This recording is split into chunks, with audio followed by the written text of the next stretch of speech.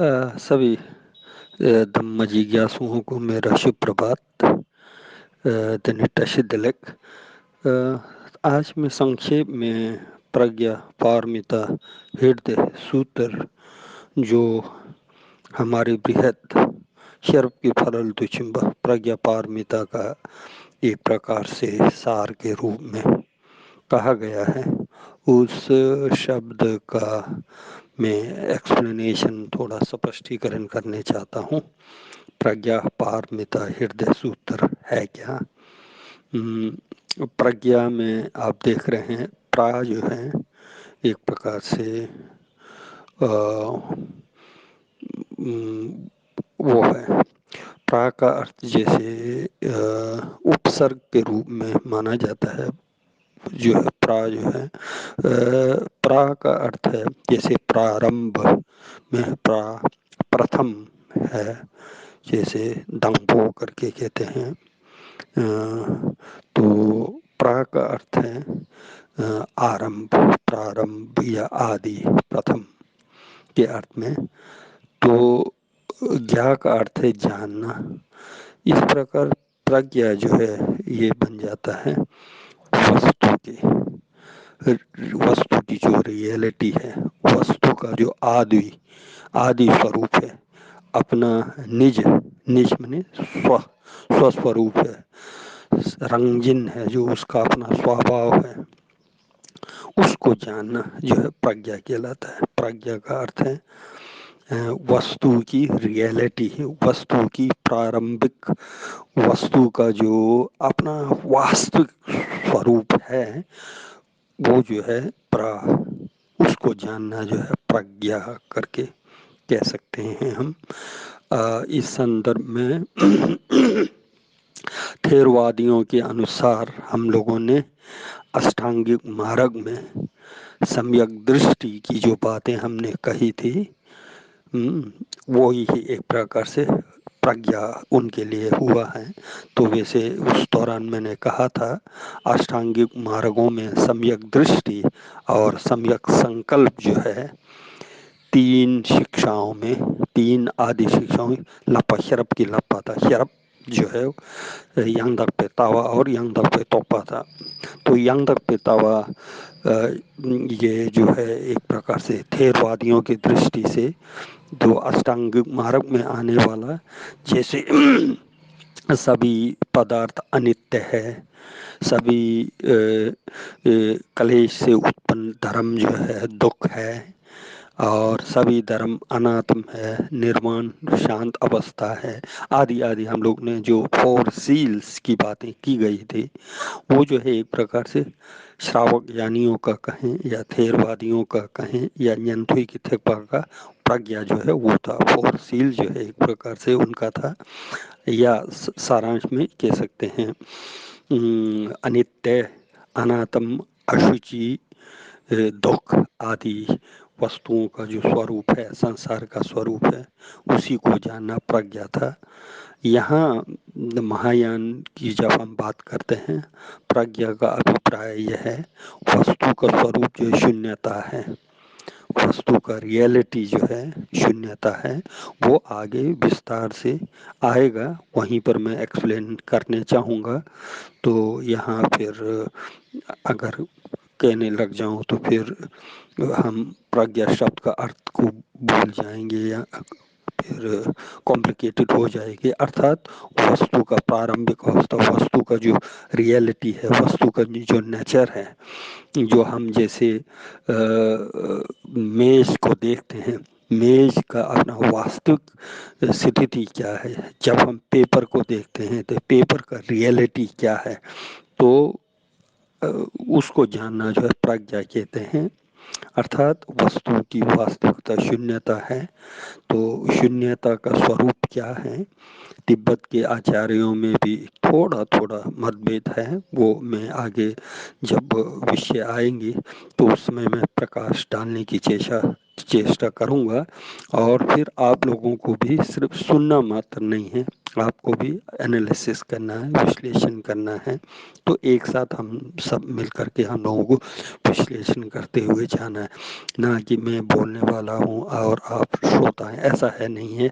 हम सब जो है विषय का प्रतिपादन कर रहे हैं, हम लोग विषय को जानने की चेष्टा कर रहे हैं, विषय का वास्तविक स्वरूप क्या है इसको हम समझने का चेष्टा करें। इस दृष्टि से आपको सुनना चाहिए, इस दृष्टि से आपको जो है विचार करना चाहिए। अर्थात प्रज्ञा का अर्थ होता है वस्तु की प्रारंभिक अवस्था का ज्ञान जो है प्रज्ञा है।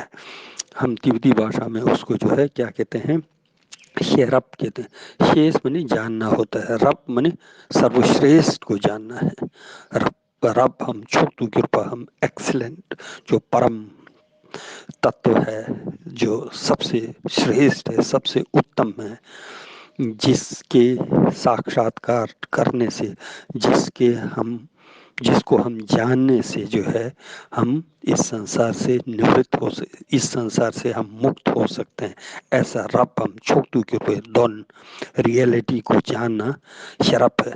शेपा नम की नंग ने रब जानने के अनेक है, अनेक चीजें जान, अनेक विद्या है, पंच विद्या है, वो हम जानने का है, सब जानने का है। उनमें से जानने के अंदर भी जो सबसे श्रेष्ठ जानना है, सर्व सर्वश्रेष्ठ को जानना, उसी को हम जो है शरफ कहते हैं, वही प्रज्ञा है। तो सर्वश्रेष्ठ क्या है, सबसे उत्तम क्या है, श्रेष्ठ क्या है, श्रेष्ठ जो है क्या है, शून्यता है। शून्यता का हम अगर साक्षात्कार करते हैं तो हम बुद्ध बन सकते हैं, हम बोधिसत्व बन सकते हैं, हम अरहत बन सकते हैं, हम प्रत्येक बुद्ध बन सकते हैं और सम्यक संबुद्ध हम बन सकते हैं।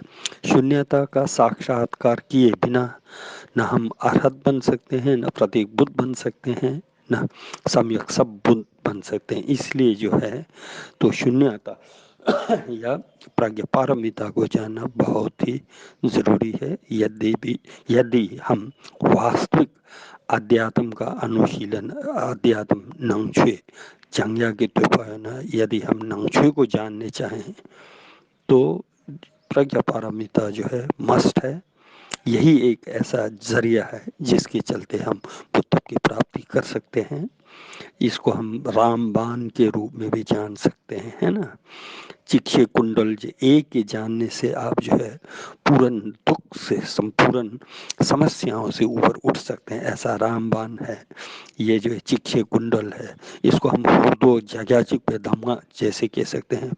यदि मैदान में सैकड़ों पक्षी हों तो वहाँ एक आप पत्थर फेंक दें तो हजारों पक्षी सब भाग जाएंगे। उसी प्रकार जो है हम प्रज्ञा पारमिता को जानेंगे, शून्यता को जानेंगे, तो हमारे अंदर जो राग द्वेष मोह क्लेश आदि जितने भी डिफाइलमेंट्स हैं वो जो है एक क्षण में वो जो है नष्ट हो सकता है। इसलिए जो है ये शरफ है, इसलिए ये जो है प्रज्ञा है, इसलिए जो है हम इसको जो है विस्डम के रूप में मानते हैं, प्रज्ञा से निलंबन। तो पारमिता मीन इस प्रज्ञा को जानने से आप पार हो सकते हैं। पार मीन्स इस संसार से पार। फरल दुचिंबा मीन्स फरल क्या है, संसार खोरवे था ने फरल दुचिंबा, इस संसार के एज से, इस संसार के किनारे से हम पार हो सकते हैं। पार का मतलब संसार पे पार, लोक से पार, लोकोत्तर की प्राप्ति हो सकती है। पार का मतलब जो है संसार के दुख से पार, संसार के दुख रूपी सागर से पार हम हो सकते हैं यदि हम शून्यता को जानेंगे। पार पार पारम इता है, मनी जाने के, इत मनी गता के अर्थ में होता है। पार जाने, पार मिता से पार उत्तम को जाना, पार हो जाना, जान। पार मिता का अर्थ है फरल दूचिंबा, फरल में नदी से पार, सागर से पार, इस किनारे से पार होना, पार मिता कर कहते हैं। पारमिता से निलंबना शरद के फरल दूचिंबा से पारमिता। हृदय का मतलब एसेंस है, हृदय में जो हमारे शरीर का सबसे केंद्र जो है, सबसे जो सेंसिटिव है, जो सबसे मरम है, सबसे कोर जो है हम लोगों का हार्ट है, हृदय है। भले ही हार्ट टूट जाए, पैर टूट जाए, कोई अंग टूट जाए तो बहुत ज़्यादा दिक्कत नहीं हो सकती है, लेकिन हृदय अगर में नुकसान होता है तो फिर हम जीवित नहीं रह सकते हैं। हृदय का मतलब कोर है, एक प्रकार से एसेंस के रूप में हम मान सकते हैं। तो हृदय जो है तथागत बुद्ध के उपदेशों का सामान्यतः हृदय जो है क्या प्रज्ञा पारमिता है। तथागत बुद्ध ने जो भी उपदेश दिया है, जितने भी उपदेश उन्होंने दिया है, उन सब का अंतिम जो अल्टीमेट गोल होता है, जो उनका अंतिम उद्देश्य होता है, वो जो है बुद्धत्व की प्राप्ति करना है। बुद्धत्व की प्राप्ति जो है हम शून्यता को समझे बिना नहीं हो सकता है। इसलिए जो है एक प्रकार से तथागत बुद्धों का जो 84,000 जो टीचिंग दिया है, या हम कह सकते हैं कंजूर है, या आचार्यों के द्वारा लिखा गया कंजूर और तेंजूर, संपूर्ण तथागत बुद्ध के वाङ्मयों का, संपूर्ण तथागत बुद्ध के वचनों का जो एसेंस है, जो सार है, वो जो हृदय है, वो जो है एम्प्टीनेस है, वो जो है शून्यता को समझना है। वो शून्यता को समझना, हृदय का अर्थ तो प्रज्ञा पारमिता है। प्रज्ञा पारमिता मैंने जैसे कल भी कहा था, कुल जो है 21 ग्रंथ होते हैं, जिसमें बुम है, शरवठिपा है, नीठी है, ज्ञातों है, दुर्जिचुपा है, आदि आदि जो है कुल हमारे कंजूर में जो है 21 ग्रंथों के रूप में उपलब्ध होती है। शर्प की फरल चिंबा, जिसे तथागत बुद्ध में जो है जाको फुंगबरी राजगिरी में उपदेश दिया था, तो महायान के अनुसार ये सेकंड व्हील ऑफ धर्मा के रूप में मान सकते हैं। तो वो उसका जो हृदयों का भी हृदय है, एक प्रकार प्रज्ञा पारमिता विशाल है, विस्तृत है, उसका जो है एसेंस के रूप में जो है शरब न्यूबो जो है, शरब के फरल दो चिंबा का एसेंस न्यूबो करके प्रज्ञा पारमिता हृदय।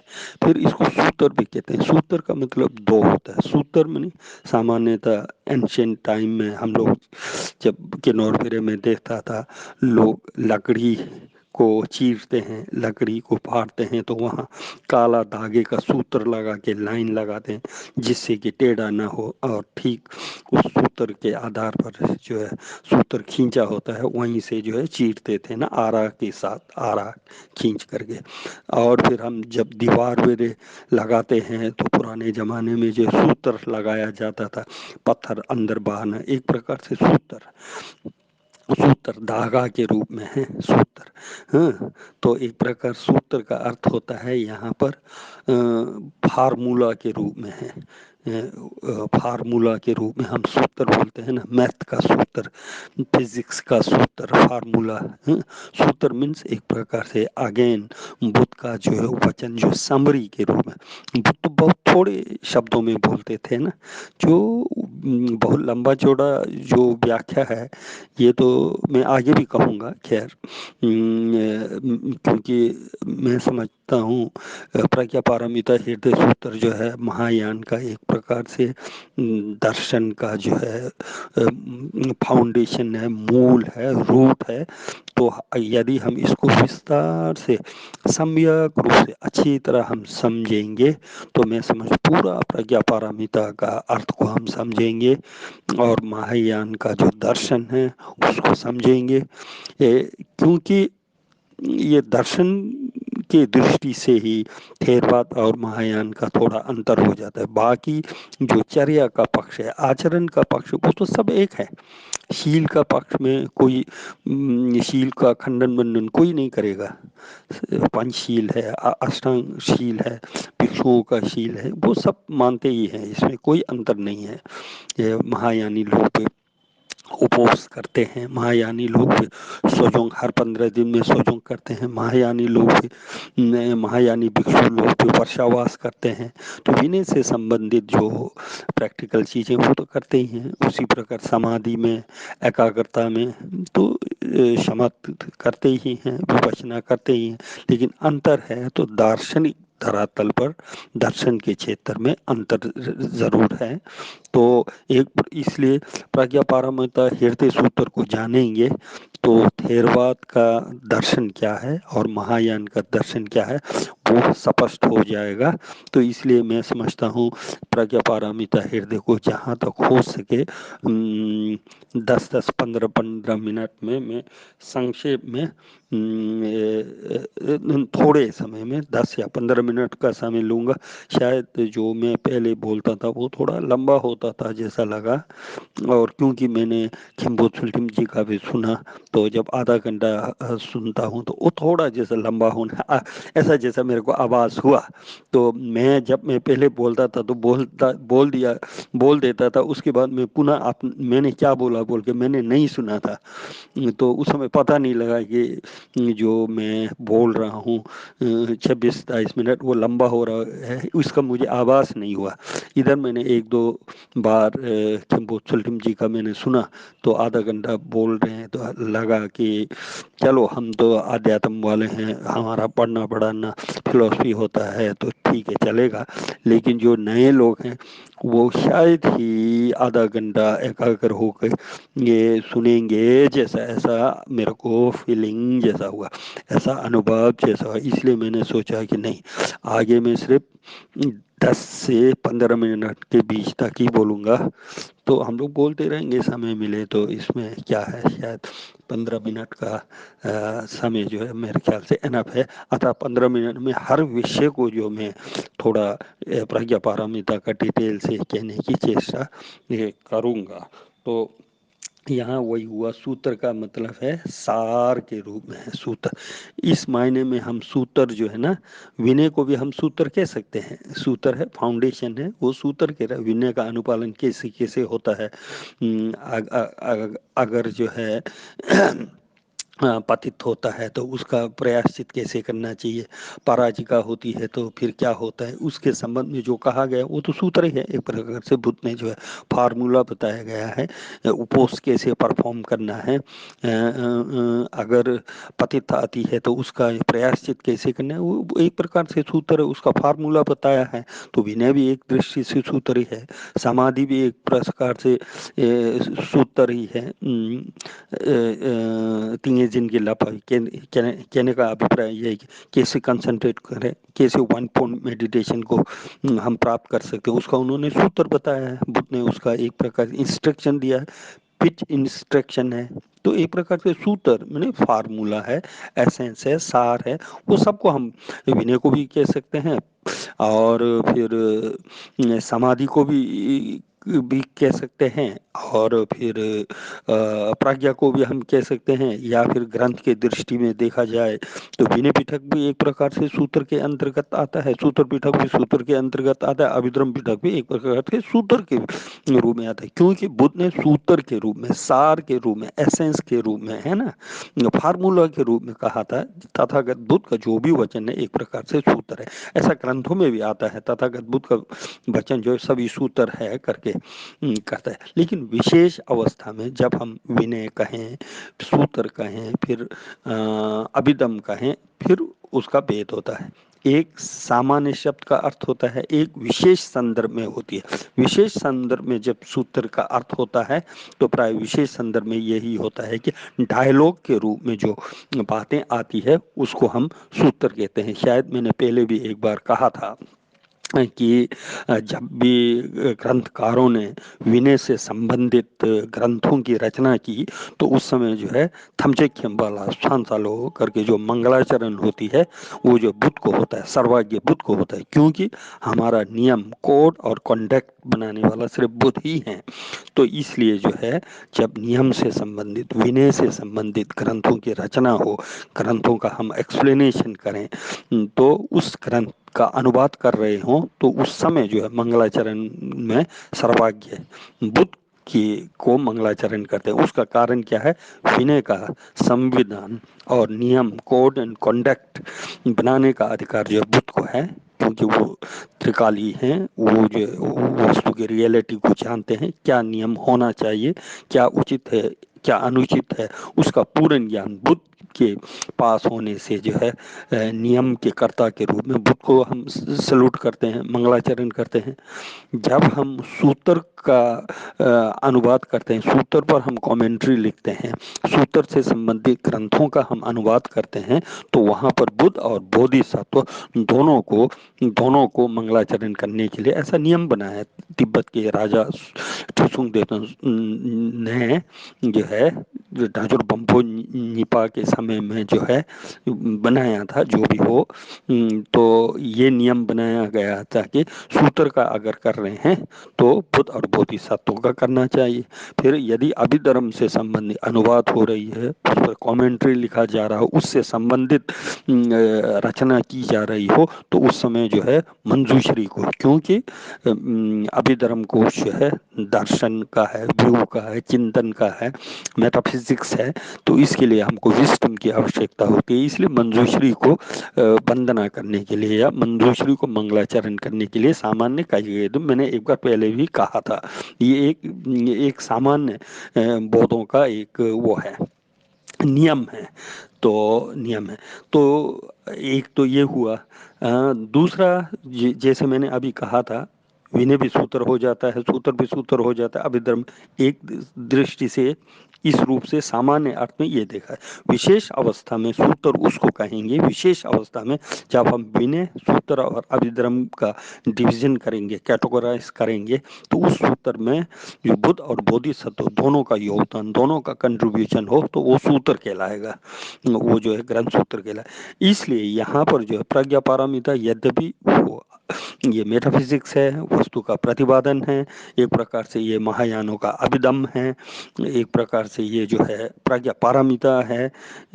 फिर इसके उपरांत भी इसको जो है सूत्र करके शब्द आया है। इसका प्रयोजन यही है क्योंकि इस प्रज्ञा पारमिता हृदय सूत्र का आविर्भाव जो है, इसका अस्तित्व जो है कैसे आया, उसमें यही है कि आगे भी आएगा।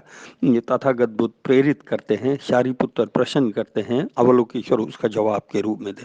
इसलिए ये प्रज्ञा पारमिता हृदय जो है डायलॉग के रूप में आता है शारिपुत्र और ये अवलोकेश्वर के, बुद्ध के साक्षी में, बुद्ध के विटनेस के अंतर्गत, बुद्ध के प्रेजेंट में जो है ये डायलॉग के रूप में आता है। तो जो ग्रंथ डायलॉग के रूप में आएगा वो सूत्र है। क्या, इसलिए ये शब्द जो है सूत्र है, सब जगह नहीं आते। कोई लोग सिर्फ प्रज्ञा पारमिता हृदय ही करके रख देते हैं। तो मैं समझता हूँ ये सूत्र जरूरी है, क्योंकि इसका नेचर, इसका स्वरूप जो है डायलॉग के रूप में आया है। तो इसलिए हम इसको जो है प्रज्ञा पारमिता हृदय सूत्र जो है हम रख सकते हैं। जैसा ओके ओके, फिर लंबा हो गया।